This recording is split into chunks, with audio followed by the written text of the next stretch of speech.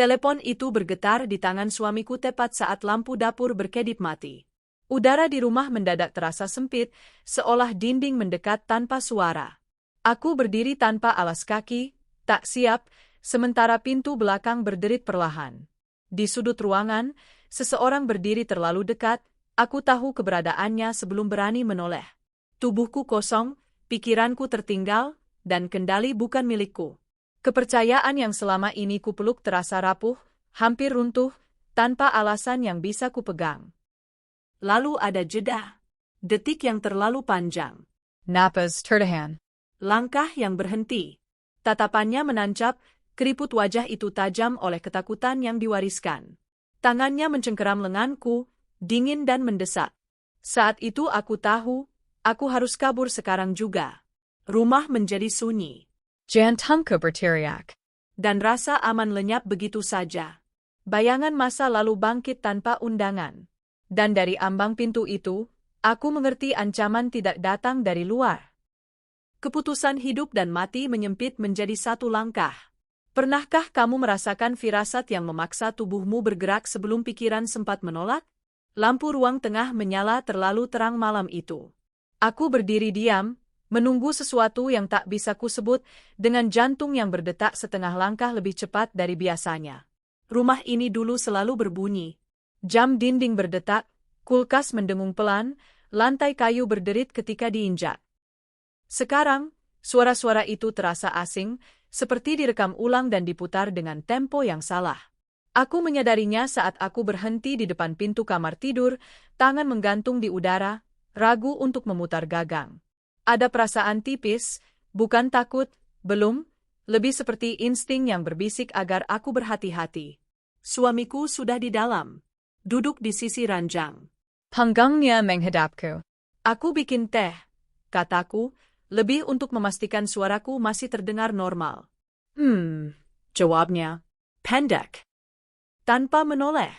Dulu, setiap aku bicara, dia selalu menoleh. Selalu ada jeda kecil, seolah ia benar-benar hadir sebelum menjawab. Sekarang jawabannya datang terlalu cepat. Otomatis. Seperti refleks yang dipelajari. Aku menutup pintu perlahan. Engselnya berdecit, suara kecil yang biasanya tak berarti. Malam itu, suara itu terdengar seperti peringatan. Aku berhenti sejenak, menahan napas, menunggu reaksinya. Tidak ada. Dia tetap duduk, menatap layar ponsel yang menyala redup. Di dapur, aku menuang air panas ke cangkir. Uap naik, mengaburkan pandanganku. Aku menatap pantulan wajahku di permukaan kaca kabinet. Mataku tampak lelah. Lebih tua. Atau mungkin hanya lebih waspada. Rutinitas kami tidak berubah di atas kertas. Bangun pagi, sarapan, bekerja, pulang, makan malam, tidur. Tapi detail-detail kecil di antaranya mulai terasa salah. Sendok yang dipindahkan tempatnya. Jendela yang terbuka sedikit padahal aku yakin telah menutupnya. Sepatunya yang kerap berada di posisi berbeda dari yang kuingat. Aku mencoba meyakinkan diri bahwa aku hanya lelah. Atau terlalu banyak membaca berita. Atau terlalu lama tinggal di rumah. Namun, ada perubahan lain yang lebih sulit diabaikan. Suamiku kini sering terdiam di tengah kalimat. Tatapannya melayang, seolah mendengarkan sesuatu yang tidak kudengar. Ketika kutanya, dia selalu tersenyum kecil dan berkata tidak apa-apa. Senyum yang rapi. Terlalu rapi. Malam itu, kami makan tanpa banyak bicara. Sendok beradu dengan piring terdengar terlalu keras di antara kami. Kamu pulang lebih cepat besok? Tanyaku. Mungkin, katanya. Tergantung. Dulu dia akan menjelaskan. Sekarang, jawabannya berhenti di sana. Menggantung. Aku mengamati tangannya saat ia minum. Jarinya sedikit gemetar, hampir tak terlihat. Aku baru menyadarinya karena aku menatap terlalu lama. Seolah tubuhku mencari bukti atas firasat yang belum berani kuakui. Setelah makan, dia langsung ke kamar mandi. Ponselnya ia bawa. Selalu begitu akhir-akhir ini. Aku mengumpulkan piring, mencuci perlahan, membiarkan air mengalir lebih lama dari perlu. Suara air memberi ilusi bahwa rumah ini masih hidup. Aku teringat nenek. Entah kenapa. Wajahnya muncul tiba-tiba di pikiranku, seperti foto lama yang terselip di antara halaman buku. Keriputnya dalam. Matanya tajam, seolah selalu tahu lebih banyak dari yang ia katakan. Waktu kecil, ia sering berkata rumah bisa menyimpan niat orang-orang yang tinggal di dalamnya. Aku dulu tertawa mendengarnya. Kini, ingatan itu terasa berbeda. Malam semakin larut. Lampu-lampu kami matikan satu persatu. Aku berbaring di sisi ranjang, punggung menghadap suamiku. Jarak di antara kami tidak jauh, tapi terasa luas. Aku bisa mendengar napasnya. Teratur. Terlalu teratur. Aku menutup mata, namun tidur tidak datang. Setiap suara kecil menarik kesadaranku kembali. Angin menyentuh jendela, kayu memuai, langkah tetangga di luar. Semuanya terasa seperti isyarat. Sekitar pukul 2, aku membuka mata. Kegelapan kamar terasa tebal. Aku mengulurkan tangan ke sisi ranjang. Kosong. Aku duduk perlahan, berusaha tidak menimbulkan suara. Pintu kamar mandi terbuka sedikit. Lampunya mati. Aku mendengar sesuatu dari ruang tengah. Suara gesekan halus. Seperti kain menyentuh dinding. Aku tidak memanggil namanya. Aku hanya duduk, mendengarkan. Detik terasa panjang. Lalu sunyi kembali. Ketika ia kembali ke kamar, aku pura-pura tidur. Tubuhku tegang, setiap otot siap. Ia berbaring, menarik selimut, lalu diam. Napasnya kembali teratur. Aku tetap terjaga sampai pagi. Hari-hari berikutnya berlalu dengan perasaan yang sama. Seperti berjalan di rumah orang lain. Aku mulai memperhatikan hal-hal kecil dengan saksama. Pola keluar masuknya. Waktu ia menjawab pesan. Cara ia menutup pintu, pelan, selalu pelan, seolah tak ingin didengar. Suatu sore, aku pulang lebih awal. Rumah sepi. Aku menaruh tas, memanggil namanya. Tidak ada jawaban. Aku berjalan ke kamar, dapur, kamar mandi. Semuanya tampak normal. Namun ada satu hal, pintu belakang tidak terkunci.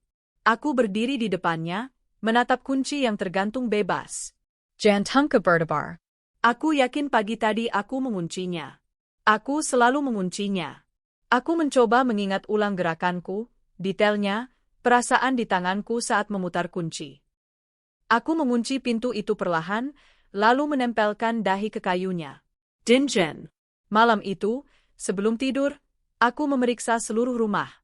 Jendela. Lemari. Ruang tamu. Semuanya terlihat biasa. Terlalu biasa. Saat aku kembali ke kamar, suamiku sudah tidur. Ponselnya tergeletak di meja samping ranjang, layar mati. Aku menatapnya lama, mempertimbangkan sesuatu yang membuat dadaku sesak. Aku tidak menyentuhnya. Aku berbaring, memunggunginya, dan menatap dinding.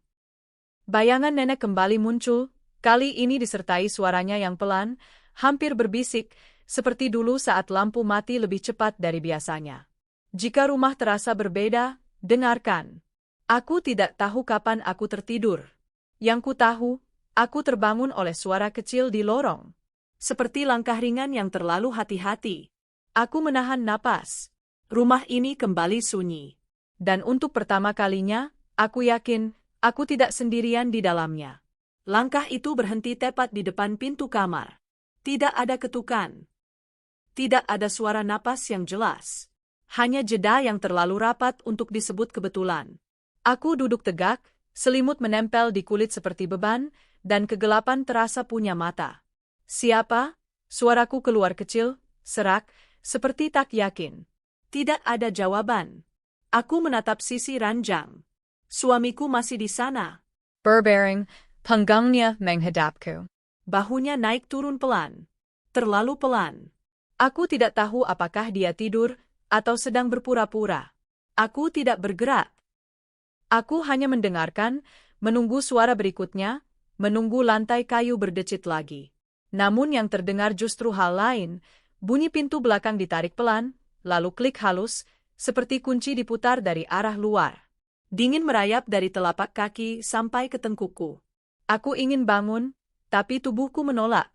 Ada bagian dari diriku yang memilih diam, seperti hewan kecil yang menahan napas saat bayangan besar lewat di atasnya. Aku menoleh ke suamiku, menunggu ia terbangun karena suara itu. Tidak. Tidak ada reaksi. Napasnya tetap teratur. Aku turun dari ranjang tanpa menyalakan lampu. Lantai dingin menelan jejakku. Aku melangkah pelan menuju lorong, tangan meraba dinding, mencari saklar. Aku tidak menekannya. Lampu akan mengumumkan posisiku. Aku menahan napas, lalu mencondongkan kepala, mengintip celah pintu kamar. Ruang tamu gelap, tapi ada bayangan bergerak. Bukan bayangan manusia sepenuhnya, lebih seperti kain yang menyapu udara. Sesuatu bergeser, kemudian sunyi. Aku kembali ke kamar, menutup pintu perlahan, seperti aku sedang bernegosiasi dengan sesuatu yang tak terlihat. Jantungku memukul dada, tapi aku berusaha memaksa wajahku tetap datar. Kamu dengar sesuatu? Bisikku. Swamika mengamam. Matanya tidak terbuka. Tidur, katanya, pendek.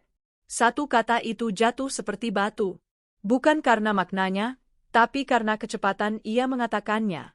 Seolah ia sudah menunggu pertanyaan itu. Seolah ia sudah siap membungkamnya. Aku kembali berbaring. Tidak tidur. Sampai subuh, aku hanya menatap langit-langit, menghitung setiap bunyi kecil, menimbang setiap kemungkinan, dan memaksa logika berdiri di atas tanah yang terus bergerak. Pagi datang seperti tidak terjadi apa-apa. Matahari masuk dari sela gorden, menyalakan debu di udara. Suamiku bangun lebih dulu, seperti biasa akhir-akhir ini. Ia mandi cepat, memakai baju kerja, menyisir rambut rapi. Gerakannya efisien, tanpa sisa. Ia mencium keningku singkat, lalu mengambil tas. Kamu baik-baik saja? Tanyanya sambil memasang jam tangan. Aku menatapnya. Ada garis halus di sekitar matanya yang dulu selalu membuatku merasa aman, tanda seseorang yang tertawa tulus. Sekarang garis itu terasa seperti lipatan topeng. Kurang tidur, jawabku. Jangan dipikirin, katanya. Mungkin kamu cuma capek. Aku mengangguk. Aku tidak mengoreksi. Aku tidak berkata bahwa aku mendengar kunci diputar. Aku tidak berkata bahwa aku merasa rumah ini dilalui orang asing. Aku menelan semua itu, membiarkannya turun ke dada seperti air keruh. Ada alasan aneh di balik diamku. Aku takut jika aku mengucapkannya, sesuatu akan menjadi nyata. Setelah ia pergi, aku memeriksa pintu belakang. Terkunci. Seperti biasa. Aku menatapnya lama, kemudian memeriksa jendela. Semua tertutup rapat.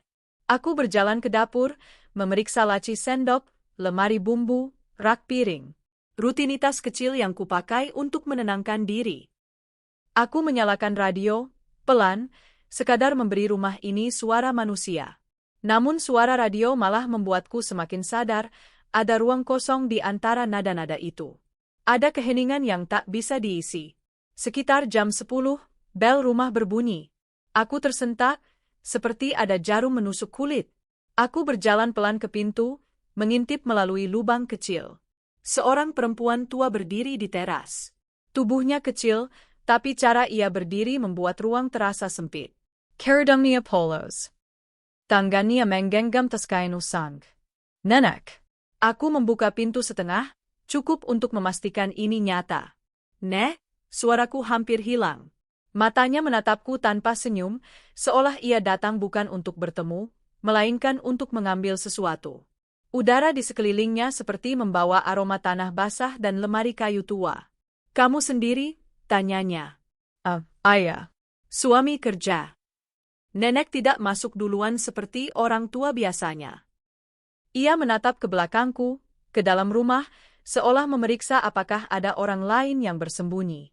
Kunci pintu, katanya. Masuk dulu, Nek. Ia melangkah masuk, dan aku menutup pintu. Telapak tangannya segera menempel di lenganku, menahan, dingin. Genggamannya tidak keras, tapi tegas, seperti ia tidak memberi ruang untuk bantahan. Kamu jangan banyak bicara, katanya. Kalimatnya pendek, datar. Aku menelan ludah. Nek, ini kenapa? Kok tiba-tiba?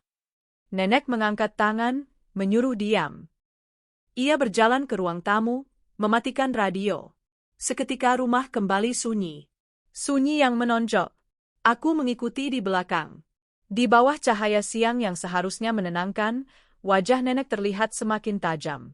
Keriputnya seperti garis peta dari sesuatu yang pernah ia lewati sendirian. Nenek duduk di sofa, punggungnya tegak. Ia tidak melepas tasnya. Tangannya tetap memegang, seolah di dalam tas itu ada sesuatu yang lebih berharga daripada penjelasan. "Kamu sudah merasa?" katanya pelan. "Rumah ini retak. Aku merasakan kulit lenganku berdiri." "Apa maksudnya?" Aku mencoba terdengar normal, tapi suaraku bergetar tipis. "Ini rumahku. Ini rumah kami." Nenek menatapku lama. Detik berjalan lambat. Matanya seperti menimbang apakah aku masih bisa diselamatkan oleh kata-kata. "Kamu masih bilang, kami," katanya, hampir seperti desahan. "Itu yang bikin kamu lambat." Aku memaksa tertawa kecil, tapi tidak ada yang keluar. "Nek, jangan ngomong aneh-aneh." Nenek mendekat, menurunkan suara. "Ada orang yang masuk." "Malam." Aku membeku. Jantungku seperti berhenti sesaat, lalu memukul lebih keras. "Nenek tahu dari mana?" Ia tidak menjawab langsung. Tangannya merogoh tas, mengeluarkan sesuatu kecil, pita plastik bening seperti yang dipakai tukang kunci, dan di dalamnya ada serpihan logam halus. Serpihan kunci. Aku menatap benda itu seperti menatap bukti di TKP. "Kamu punya kunci cadangan?" tanya nenek. "Iya, satu. Disimpan di laci." "Bukan itu." Nenek menggoyang pita plastik itu. "Ini bukan patahan biasa. Ini dari kunci yang baru disalin." "Saya sepatangan." Bau bensinnya masih segar. Aku merasakan darah di wajahku turun. "Nenek dapat ini dari mana?" Nenek menatap arah pintu belakang, kemudian kembali menatapku. "Dari bawah keset. Pagi tadi." Aku menoleh spontan ke arah pintu belakang. Keset itu memang selalu di sana. Aku tidak pernah memeriksa bawahnya. Aku tidak pernah punya alasan. "Nenek, pagi tadi ke sini?" "Tanyaku, suaraka menjessel." "Aku lewat. Aku lihat pintu belakangmu tidak rapat." "Nenek menggila napas." "Aku tidak masuk. Aku taruh ini buat kamu lihat sendiri."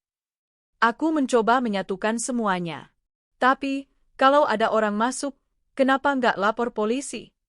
Nenek menatapku, dan untuk pertama kalinya ada sesuatu di matanya, bukan marah, bukan tegas, melainkan sedih yang kering. Seperti sedih yang sudah terlalu lama disimpan sampai tak punya air. "Kalau kamu lapor sekarang, kamu cuma bikin dia lebih rapi," katanya. "Jia." Aku menelan ludah. "Siapa, Nek?" "Nenek menggeleng pelan." "Kamu belum siap dengar nama." Aku berdiri, berjalan beberapa langkah, lalu kembali. Kepalaku penuh suara sendiri. Logika berusaha memanjat dinding, tapi selalu tergelincir. Ada bagian dari diriku yang ingin menolak semuanya, mengatakan nenek sudah tua, terlalu curiga, terlalu banyak cerita. Namun serpihan logam itu nyata. "Dinjan. Tajam." "Nek, tolong." "Jelasin, kata pelan." "Aku nggak bisa, cuma begini." Nenek menghela napas lagi, panjang, seperti melepas sesuatu dari dadanya. "Kamu dengar langkah malam?" Aku terdiam. "Jawab," katanya. "Iya," aku mengaku, suaraku hampir tak terdengar. "Aku dengar. Tapi, suamiku ada di sampingku." "Dan dia tidak bangun?" tanya nenek, tenang. Aku menggeleng. Nenek tidak terlihat terkejut. Seolah jawaban itu sudah ia tahu sebelum datang. Ia meraih tanganku, kali ini lebih lembut. "Kamu harus belajar bedakan tidur dan pura-pura." Ada dingin yang menembus sampai tulang. Aku menarik tanganku perlahan, bukan karena marah, tapi karena kata-katanya menekan bagian yang selama ini kupaksa diam. "Suamiku bukan orang jahat," kataku, lebih untuk meyakinkan diri. "Jia." "Nenek memotong." "Orang jahat tidak selalu kasar. Kadang mereka manis. Kadang mereka sabar. Kadang mereka menunggu." Aku menelan ludah. "Nenek kenal Jia." "Nenek pernah makan di meja yang sama." "Nenek kenal banyak orang yang duduk di meja," jawabnya dingin. "Tidak semuanya aman." Aku berjalan ke dapur, mengambil air, tapi tanganku gemetar. Gelas beradu ringan dengan keran. Suara kecil itu membuatku semakin malu pada ketakutanku sendiri. Aku kembali ke ruang tamu, memberi nenek minum. Nenek tidak menyentuhnya. "Kamu punya barang berharga?" tanya nenek. "Biasa aja. Perhiasan sedikit." Dokumen. "Bukan itu. Nenek menatap ke tajam. Kamu punya sesuatu yang dia butuh." Aku terdiam. Pertanyaan itu seperti lampu yang menyala di ruangan gelap, memperlihatkan sudut-sudut yang selama ini tak kulihat.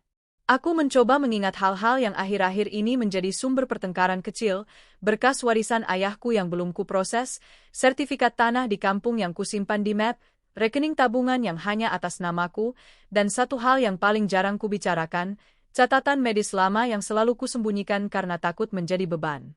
Aku menatap lantai. Kenapa nenek tanya itu? Nenek menunduk sedikit, suaranya semakin pelan. Karena orang masuk rumah bukan cuma cari barang. Kadang cari kepastian. Aku merasakan tenggorokanku kering. "Dengar," kata nenek, cepat, seolah waktu kami sedikit. "Mulai hari ini, kamu simpan rahasia. Jangan cerita apapun ke dia. Jangan bilang nenek datang." "Nenek, aku..." "Jangan bantah." Tangannya menepuk lutut, sekali, seperti tanda akhir. "Kamu pikir rumah ini cuma berisi kamu dan dia. Tapi rumah itu punya celah. Dan celahnya dipakai orang." Aku mencoba menarik napas panjang. Kalau aku nggak cerita, aku harus ngapain? Nenek menatap sekeliling ruang tamu, seperti ada kamera di sudut. "Kamu ubah kebiasaan kecil. Kunci pintu 2 kali. Taruh kursi di balik pintu belakang malam-malam. Simpan dokumen di tempat lain. Dan..." Ia menatapku lagi. "Kamu siapkan jalan keluar." Kata "keluar" terdengar seperti kata yang tidak boleh ada dalam rumah tangga. Seperti pengkhianatan. Tapi saat nenek mengucapkannya, kata itu terdengar seperti keselamatan. Aku menahan air mata, bukan karena sedih, tapi karena tubuhku merespons tekanan yang sudah terlalu lama kutahan. "Nenek, kenapa sekarang?" Nenek menatapku lama, lalu menjawab singkat, seperti seseorang yang pernah menyesal karena terlalu terlambat. "Karena aku pernah diam. Dan aku kehilangan orang." Aku ingin bertanya siapa, tapi mulutku tidak sanggup. Ada cerita besar di balik kalimat itu, dan aku merasa kalau aku memaksanya keluar, rumah ini akan runtuh lebih cepat. Nenek berdiri. Gerakannya lambat tapi pasti. Ia merapikan kerudungnya, mengambil tas, lalu melangkah menuju pintu. "Nek, mau kemana?" Aku panik. Tunggu. Nenek berhenti di depan pintu, menoleh. "Kamu jangan sendirian malam ini." Suamiku pulang." "Itu yang aku takut," kata nenek, suara nyaris bisik. Ia membuka pintu, lalu menatap jalan sebentar, memastikan kosong. Sebelum pergi, ia menaruh sesuatu di telapak tanganku. Kertas kecil, terlipat rapat. "Kalau kamu perlu kabur, kamu telepon nomor ini," katanya. "Jangan simpan di ponsel. Simpan di badan." Aku menatap kertas itu seperti benda panas. "Nenek, siapa?" Nenek hanya menggeleng, lalu melangkah pergi tanpa menoleh lagi. Aku menutup pintu perlahan. Rumah kembali sunyi, tapi sunyinya berbeda sekarang. Bukan sunyi biasa. Sunyi yang berisi instruksi. Sunyi yang menuntut pilihan. Aku berdiri beberapa menit, menatap serpihan kunci di meja, lalu memeriksa bawah keset pintu belakang. Tanganku gemetar saat mengangkatnya. Di bawah keset, ada debu tipis, dan satu garis bekas gesekan, seperti sesuatu pernah diselipkan dan diambil kembali. Aku menelan ludah, lalu berjalan ke kamar, membuka laci yang menyimpan kunci cadangan kami. Kunci itu masih ada. 1. You too. Tapi perasaan itu tidak hilang. Aku kembali ke ruang tamu, menatap tas suamiku yang biasanya ia taruh di kursi. Ia lupa membawanya tadi? Aneh. Suamiku jarang lupa. Aku mendekat, membuka resleting pelan, seolah tas itu bisa mendengar. Bau parfum suamiku keluar, bersih, familiar. Aku merogoh. Ada dompet, charger, beberapa kertas. Aku hampir menutupnya lagi, merasa bersalah, sampai aku menemukan selembar struk kecil terlipat di saku samping. Struk dari toko kunci. Tengenku membeku. Mataku mengikuti tulisan kecil di kertas itu, dan napasku pelan-pelan hilang. Tanggalnya kemarin. Jamnya lewat tengah malam. Barangnya tercetak jelas. Duplikat kunci, 2 buah.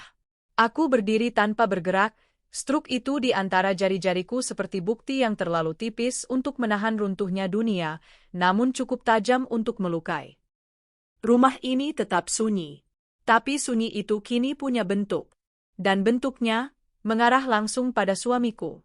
Struk itu terasa lebih berat dari kertas. Aku memegangnya terlalu lama, sampai ujung jariku mati rasa. Rumah tidak bergerak, tapi sesuatu di dalam diriku runtuh perlahan. Aku melipat kembali struk itu, menyelipkannya ke saku celana, lalu duduk di kursi ruang tamu. Nafasku pendek-pendek, seperti aku baru saja berlari padahal aku tidak bergerak kemana-mana. Jam dinding berdetak, terdengar jelas sekarang, setiap detik seperti palu kecil memukul kepalaku. Aku menatap pintu depan, lalu pintu belakang, lalu lorong menuju kamar tidur. Semuanya tampak sama. Terlalu sama, seperti panggung yang menunggu adegan berikutnya. Aku mencoba mengingat wajah suamiku pagi tadi. Senyumnya. Nada suaranya. Sentuhan singkat di keningku. Semua terasa normal. Itulah yang membuat dadaku sesak. Tidak ada tanda-tanda kasar. Tidak ada amarah. Tidak ada celah yang bisa kutunjuk dan berkata, di sini semuanya mulai salah. Aku berdiri, berjalan ke kamar, membuka lemari pakaian. Tanganku bergerak tanpa rencana, menarik satu persatu gantungan, menyentuh kain-kain yang kupilih bersama bertahun-tahun lalu. Aku teringat hari kami pindah ke rumah ini. Dia mengangkat kardus paling berat, tertawa, berkata ini rumah pertama yang benar-benar milik kami. Aku percaya. Aku selalu percaya. Aku duduk di tepi ranjang, menatap spray yang masih rapi. Bau sabun cuci yang biasa kupakai terasa menyengat. Aku menutup mata, mencoba menenangkan diri, mencoba membangun penjelasan yang masuk akal. Mungkin dia menggandakan kunci untuk hal lain. Untuk orang tua. Untuk keadaan darurat. Untuk sesuatu yang belum sempat dia ceritakan. Namun suara nenek muncul lagi, pelan, tegas. Orang tidak menunggu kalau tidak punya rencana. Aku bangkit dan membuka laci tempatku menyimpan map-map penting. Sertifikat tanah ayahku. Surat warisan yang belum selesai. Semua masih ada. Aku menghitungnya satu persatu, seperti ritual kecil untuk memastikan dunia belum benar-benar berantakan. Tapi perasaan itu tidak pergi. Ada jarak aneh antara aku dan benda-benda itu, seolah semua ini bukan lagi milikku sepenuhnya. Ponsel Bergeter. Namanya muncul di layar. Aku tidak langsung mengangkat. Geterin Berhenti. Lalu muncul pesan singkat. Pulang agak malam. Jangan tunggu. Aku membaca kalimat itu berulang kali. Tidak ada emoji. Tidak ada penjelasan. Aku mengetik balasan, lalu menghapusnya. Mengetik lagi, menghapus lagi. Akhirnya aku hanya menaruh ponsel di meja, layar menghadap ke bawah. Aku tidak ingin wajahnya menatapku dari sana. Sor Turun Pellen. Cahaya berubah, membuat bayangan di dinding lebih panjang. Aku menutup semua gorden, lalu membukanya lagi, tidak yakin mana yang membuatku lebih aman. Aku memindahkan kursi ke dekat pintu belakang, seperti yang dikatakan nenek. Gerakanku kaku, seolah aku sedang memerankan seseorang yang lebih berani dariku. Aku menyembunyikan kertas nomor telepon pemberian nenek di balik bra. Kertas itu kasar di kulitku, mengingatkanku setiap kali aku bergerak. Aku memeriksa ponsel, memastikan tidak ada aplikasi baru, tidak ada panggilan tak dikenal. Aku merasa bodoh, curiga pada benda-benda yang selama ini setia menemaniku. Saat malam datang, rumah ini berubah wajah. Lampu-lampu menciptakan pulau-pulau kecil cahaya, sementara sisanya tenggelam dalam bayangan. Aku makan sendirian, tanpa selera. Setiap bunyi dari luar membuatku menoleh. Motor lewat. Pintu tetangga dibuka. Tawa anak-anak di ujung gang. Semua terdengar seperti potensi ancaman. Sekitar jam 9, pintu depan dibuka. Suamiku masuk. Aku pulang, katanya. Aku berdiri di dapur, punggungku kaku. Ayah. Ia menatapku sebentar, seolah mengukur sesuatu. Kamu kenapa? Kelahatan pukit. Aku capek, jawabku. Kalimat itu terasa seperti kebohongan kecil yang aman. Ia mencuci tangan, lalu duduk. Jerikanya santai. Terlalu santai. Aku mengamati setiap detail, cara ia meletakkan kunci di meja, cara ia membuka tas, cara ia menghela napas. Tidak ada yang aneh. Dan justru itu yang membuatku panik. Kamu makan? Tanyanya. Sudah? Ia mengambil piring, mulai makan. Kami diam beberapa menit. Suara sendoknya beradu dengan piring terdengar normal. Aku ingin bertanya tentang struk itu. Aku ingin bertanya tentang kunci. Tapi mulutku terasa terkunci. Ada ketakutan yang lebih besar dari kebenaran. Bagaimana jika ia mengaku? Bagaimana jika ia tersenyum dan berkata semuanya tidak seperti yang kupikirkan, dengan nada yang sama seperti selama ini? Ada apa? Katanya akhirnya, menatapku langsung. Aku terkejut. Enggak ada. Kamu kelahatan tegang. Aku menatapnya balik. Wajah itu. Wajah yang kupelajari bertahun-tahun. Garis-garisnya. Kedepan matanya. Aku mencari sesuatu yang berbeda. Sesuatu yang bisa memberiku alasan untuk berhenti percaya. Kamu pernah kehilangan kunci? Tanyaku tiba-tiba. Ia berhenti makan. Hanya sepersekian detik. Terlalu singkat untuk disebut reaksi. Kunci apa? Kunci rumah. Ia mengangkat bahu. Kayaknya enggak. Aku mengangguk. Aku cuma nanya. Ia kembali makan. Seolah percakapan itu selesai. Seolah pertanyaan itu tidak meninggalkan apapun di udara. Tapi di dadaku, sesuatu berdenyut keras. Ada kepastian yang belum lengkap, tapi arahnya semakin jelas. Malam itu, aku tidak tidur. Aku berpura-pura, seperti yang mungkin ia lakukan selama ini. Aku menunggu ia terlelap, atau setidaknya bernapas lebih dalam. Lalu aku bangun, pelan, dan berjalan ke ruang tamu. Aku duduk di sofa, menatap pintu belakang. Kursi yang kutaruh di sana masih di tempatnya. Aku mendekat, menempelkan telinga ke kayu. Tidak ada suara. Aku hampir merasa bodoh. Hampir. Lalu ponsel suamiku menyala di meja. Layar terang sebentar, lalu mati. Aku tidak tahu kenapa, tapi kakiku melangkah mendekat sebelum pikiranku mengejar. Aku menatap layar yang gelap, menunggu. Beberapa detik kemudian, layar menyala lagi. Notifikasi masuk. Tidak ada suara. Nama pengirimnya tidak tersimpan. Hanya angka. Aku menelan ludah. Tanganku gemetar saat mengambil ponsel itu. Aku tidak membukanya. Aku hanya menatap notifikasi singkat di layar kunci. Sudah dicek. Aman? Kata-kata itu sederhana. Tidak menjelaskan apapun. Tapi tubuhku tahu. Tubuhku merespons dengan dingin yang tiba-tiba, dengan jantung yang berlari. Aku meletakkan ponsel itu kembali seperti semula, seolah panas. Aku mundur selangkah, lalu 2 langkah. Aku kembali ke kamar, duduk di tepi ranjang, menatap suamiku yang tertidur atau berpura-pura. Aku menyadari sesuatu yang membuat perutku mual, aku tidak lagi tahu bedanya. Pagi berikutnya, aku bangun dengan kepala berat. Suamiku sudah tidak ada. Di meja makan, ada secangkir kopi yang sudah dingin. Sebuah kebiasaan lama. Tanda perhatian. Atau mungkin tanda pengawasan. Aku tidak tahu lagi cara membacanya. Aku menelepon nenek. Nomor rumahnya tidak aktif. Aku mencoba nomor ponsel lama. Tidak tersambung. Aku merasa sendirian dengan pengetahuan ini, terperangkap di antara masa lalu yang kupercaya dan masa kini yang menolakku. Siang itu, aku keluar rumah, berjalan tanpa tujuan jelas, hanya ingin udara. Aku merasa mata orang-orang di jalan menatapku lebih lama dari seharusnya. Atau mungkin itu hanya pikiranku yang sudah terlalu penuh. Aku membeli beberapa barang kecil, kembali sebelum gelap. Aku mengunci pintu 2 kali. Malam datang lagi. Lebih berat dari sebelumnya. Aku mendengar suara di luar sekitar pukul 11. Bukan langkah. Lebih seperti logam menyentuh logam. Pellen. Terlady. Aku berdiri di lorong, jantungku di tenggorokan.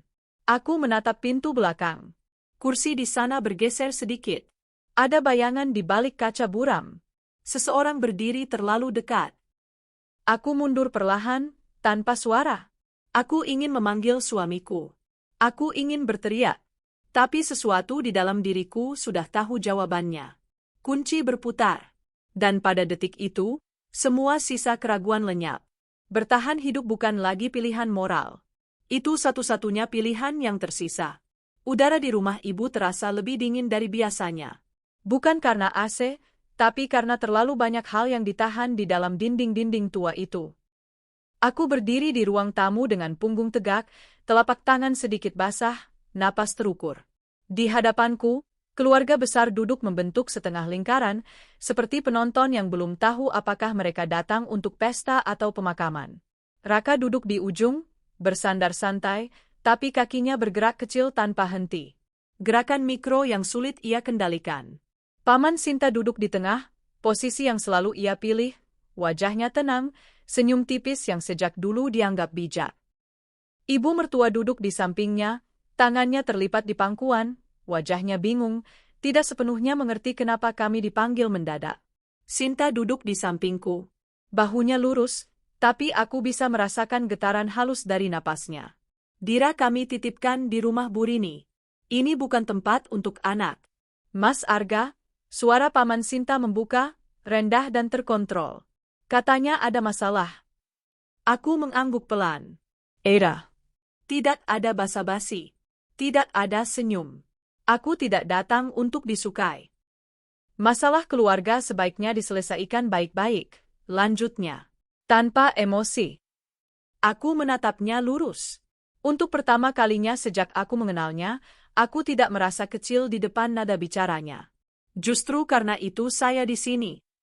Raka menggeser tubuhnya, tertawa kecil. Mas ini terlalu serius. Aku menoleh ke arahnya, lalu kembali ke paman. Serius itu perlu kalau rumah kita dimasuki orang. Henning Terwin. Ibu mertua menegakkan badan. Maksudnya? Aku menarik ponsel dari saku. Jari-jariku dingin, tapi stabil. Rumah kami dipasang alat pemantau. CCTV kami dipotong. Pesan ancaman masuk. Anak saya melihat orang berdiri dekat mobil malam-malam. Rokemendengus. Tuduhan berat. Aku mengangguk. Makanya saya bawa bukti. Aku menekan layar.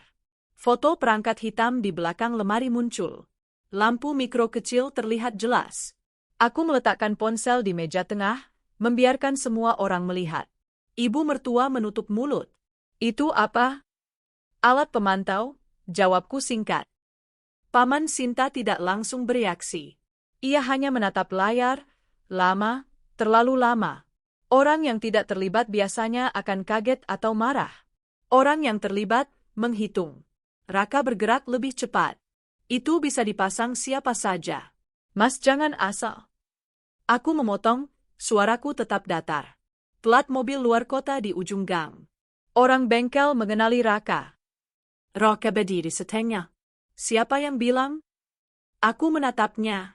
Tidak penting. Yang penting kamu tahu aku tidak sendirian. Itu kebohongan setengah. Tapi kebohongan yang perlu. Paman Sinta akhirnya bersuara. Raka, duduk. Nada itu tidak keras, tapi ada sesuatu di dalamnya yang membuat Raka patuh. Ia duduk kembali, tapi wajahnya memerah. Keringat muncul di pelipisnya. Paman menatapku lagi. Mas Arga, kalau ada kesalahpahaman, kita bisa bicarakan. Aku mengangguk. Itu yang saya lakukan. Aku menggeser ponsel lagi. Foto mobil gelap di ujung gang muncul.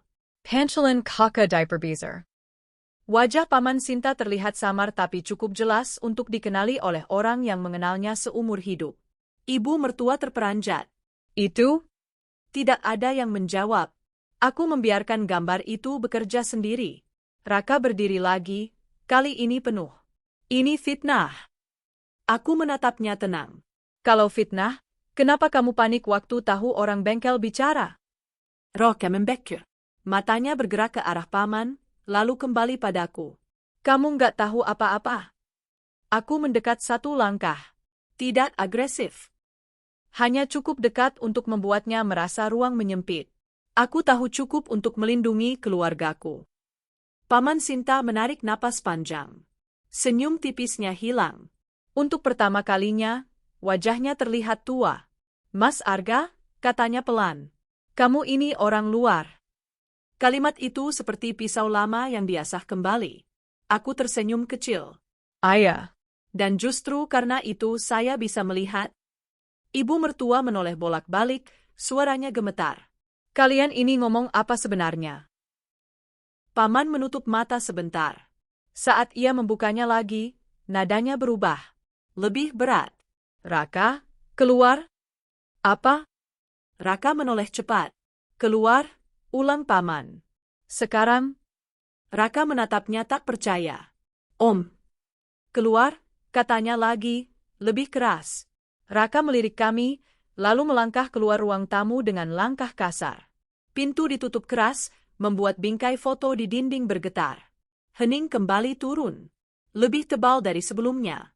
Paman Sinta tersandar, menyatukan Uyung Yari. Mas Arga, katanya. Kamu sudah masuk terlalu jauh. Aku menatapnya. Saya masuk sejauh yang diperlukan. Kamu tidak mengerti jaringan ini, katanya. Kalau kamu bicara, banyak orang jatuh. Aku mengangguk. Termasuk keluarga saya. Ia terdiam. Untuk sesaat, aku melihat ketakutan di balik kendalinya. Bukan takut padaku. Takut pada runtuhnya cerita yang ia pegang puluhan tahun. Ini bukan soal mobil, katanya akhirnya. Aku tahu, jawabku cepat. Mobil cuma alat tekan. Paman menghela napas panjang. Kamu pintar. Aku tidak tersenyum. Saya terpaksa. Ia menatap Sinta. Keponakanku ini tidak tahu apa-apa. Sinta akhirnya bicara, suaranya tenang tapi tegas. Aku tahu cukup untuk berhenti percaya. Kalimat itu menghantam lebih keras dari teriakan manapun. Paman memejam, seolah baru sekarang menyadari harga yang harus dibayar. Kamu mau apa? Tanyanya pelan. Aku menunggu detik itu. Detik ketika kendali berpindah. 1, kataku. Semua alat dilepas. Semua rekaman diserahkan. Ia mengangguk pelan. 2, lanjutku. Tidak ada lagi tekanan. Tidak ke kami. Tidak ke siapapun lewat kami. Ia menatapku tajam. Dan 3, aku menarik napas. Ini bagian yang paling berat. Roka berhenti. Sekarang. Paman tersenyum pahit. Itu tidak mudah. Aku mengangguk. Keadilan memang tidak. Hening lagi. Lalu, pelan, paman berdiri. Tubuhnya tampak lebih rapuh tanpa kursi. Aku akan atur. Aku tidak bertanya bagaimana. Aku tahu harga itu akan dibayar di tempat lain, oleh orang lain. Keadilan jarang bersih. Tapi malam ini, aku memilih keluarga sendiri. Kami berdiri untuk pergi. Ibu mertua masih duduk, wajahnya basah oleh air mata yang tidak jatuh. Maaf, katanya lirih. Sinta mengangguk kecil. Tidak memeluk. Tidak memaafkan. Tidak sekarang. Di luar, udara terasa lebih ringan, tapi juga kosong. Kami berjalan ke mobil tanpa bicara. Di balik pintu, aku mendengar suara paman memanggil Raka, nadanya rendah, marah, takut, campuran yang tidak bisa lagi disembunyikan. Kami masuk mobil. Aku menyalakan mesin. Tanganku gemetar kecil, lalu stabil. Sinta menyandarkan kepala ke sandaran, menutup mata. Kita aman? Tanyanya. Aku menatap jalan. Untuk sekarang. Kami melaju perlahan meninggalkan rumah itu. Di spion, lampu teras mengecil, lalu hilang. Aku tahu ini bukan akhir yang rapi. Akan ada konsekuensi. Akan ada orang yang marah, mungkin dendam yang tertunda. Tapi ancaman langsung itu berhenti.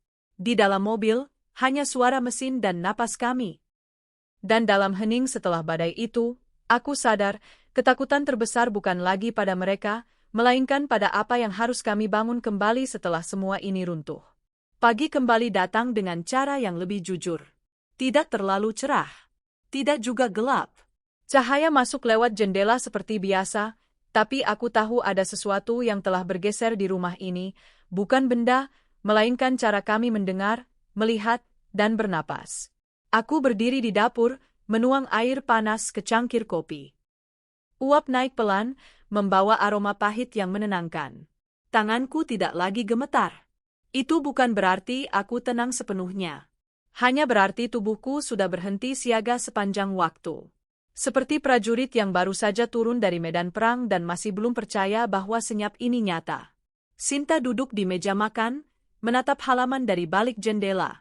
Rambutnya terurai, wajahnya tanpa rias. Ia terlihat lelah dengan cara yang berbeda, bukan lelah fisik, tapi lelah karena terlalu lama kuat. Dira duduk di sampingnya, menggambar di buku tulis. Krayon berwarna cerah bergerak di kertas, membentuk rumah dengan pagar tinggi dan matahari besar di sudut.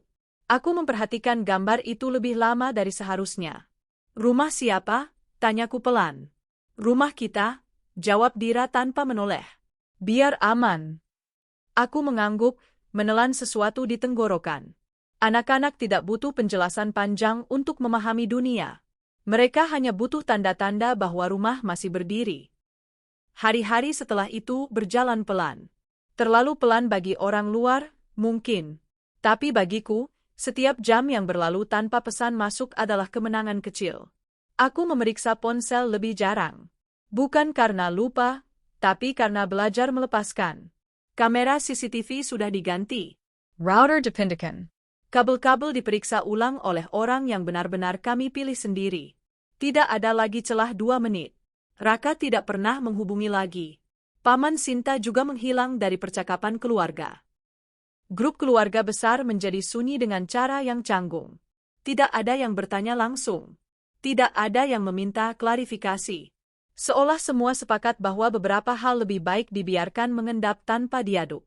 Ibu mertua datang sekali, membawa makanan. Ia tidak lama, tidak banyak bicara. Saat pamit, ia memeluk Sinta lebih erat dari biasanya. Tidak ada permintaan maaf yang diucapkan dengan kata-kata. Tapi di mata ibu itu, ada sesuatu yang runtuh dan sesuatu yang tersisa. "Jaga diri," katanya. Sinta menggengak. Itu saja. Malam-malam kembali tenang, tapi tidak lagi polos. Setiap suara motor lewat masih membuatku menoleh. Setiap bayangan bergerak di luar pagar masih kutandai dengan mata. Rasa aman kini bukan perasaan, melainkan kebiasaan yang harus dijaga. Aku belajar membedakan antara waspada dan takut. Takut membuat kita membeku. Waspada membuat kita hidup. Suatu sore, Bayu datang ke rumah. Tidak lama. Tidak masuk. Ia berdiri di teras, menyapa singkat, menanyakan kabar. Tidak ada pembicaraan tentang malam-malam itu. Tidak ada heroisme. Hanya 2 orang yang tahu bahwa mereka pernah berdiri di sisi yang sama dari sesuatu yang gelap. "Kalau butuh apa-apa," katanya sebelum pergi, "tinggal bilang." Aku mengangguk. Kami tidak berjabat tangan. Kami tidak perlu. Beberapa minggu kemudian, aku kembali ke rutinitas penuh. Pekerjaan, rapat, macet, obrolan remeh. Dunia tidak berubah hanya karena satu keluarga selamat dari ancaman. Tapi aku berubah. Cara aku menilai orang. Cara aku mempercayai kata keluarga. Cara aku memilih diam atau bicara. Ada luka yang tidak hilang. Kadang muncul tanpa peringatan. Saat aku melihat mobil hitam di parkiran. Saat ponsel bergetar tengah malam. Saat Dira bertanya kenapa kami tidak lagi ke rumah nenek sesering dulu. Aku tidak pernah memberinya cerita lengkap. Anak tidak butuh beban orang dewasa. Aku hanya berkata, kadang orang dewasa juga belajar. Sinta mulai tidur lebih nyenyak, tapi mimpi buruk masih datang sesekali. Aku tahu dari cara ia terbangun mendadak, napasnya pendek, tangannya mencari tanganku dalam gelap. Aku selalu ada. Tidak berbicara. Hanya memastikan sentuhan itu nyata. Kami tidak pernah membahas malam konfrontasi itu dengan detail. Tidak lagi. Beberapa hal tidak perlu diulang agar tetap mengerti. Kami sama-sama tahu, keadilan tidak datang membawa pelukan hangat. Ia datang membawa garis tegas, di mana kita berhenti, dan orang lain jatuh. Suatu malam, saat hujan turun deras, listrik sempat padam. Gelap datang tiba-tiba, seperti dulu. Dira berlari ke arah kami, memeluk erat. Aku merasakan jantungnya berdetak cepat. Gelap, katanya. Aku mengangkatnya, memeluk. Ayah. Tapi kita di sini. Listrik kembali menyala beberapa detik kemudian. Tapi pelukan itu tidak langsung dilepas. Aku tidak memintanya. Ketika rumah kembali terang, aku berdiri di ruang tamu, memandang sekeliling. Tidak ada kamera tersembunyi. Tidak ada kabel asing. Tidak ada pesan. Hanya furnitur yang sama, dinding yang sama, dan udara yang kini terasa cukup. Aku sadar sesuatu malam itu. Rasa aman yang baru tidak lagi bergantung pada ketiadaan ancaman. Ia bergantung pada kesadaran bahwa jika ancaman datang lagi, kami tidak akan diam dan berharap. Kami akan melihat. Kami akan memilih. Kami akan berdiri. Aku tidak tahu apa yang terjadi pada Raka setelah itu. Aku tidak mencari tahu. Beberapa kebenaran cukup berhenti di titik ketika mereka berhenti menyakiti. Aku juga tidak tahu apakah Paman Sinta benar-benar kehilangan kendali atas semua jaringannya. Aku hanya tahu satu hal. Pintu ke rumah kami tertutup, dan tidak semua orang punya kunci. Waktu berjalan. Luka menjadi bagian dari peta diri. Bukan untuk dipamerkan, tapi untuk diingat. Agar tidak kembali berjalan tanpa melihat tanah di bawah kaki. Di satu pagi yang tenang, aku kembali berdiri di depan jendela, menatap halaman. Matahari naik perlahan. Burung bertengger di pagar. Tidak ada yang istimewa. Dan justru itu yang terasa berharga. Sinta datang, berdiri di sampingku. Tidak berkata apa-apa. Hanya berdiri. Apa kamu menyesal? Tanyanya pelan, tanpa menoleh. Aku berpikir sejenak. Aku menyesal kita harus belajar dengan cara itu. Ia mengangguk. Tapi aku tidak menyesal kita bertahan. Kami diam. Tidak ada musik. Tidak ada kata penutup dramatis. Hanya suara pagi yang berjalan seperti seharusnya. Dan di dalam keheningan yang jujur itu, aku menerima satu kebenaran terakhir. Kepercayaan tidak lagi gratis, rasa aman tidak lagi polos, dan kebahagiaan tidak selalu datang sebagai tawa. Kadang ia datang sebagai napas panjang yang akhirnya bisa dilepas tanpa rasa takut.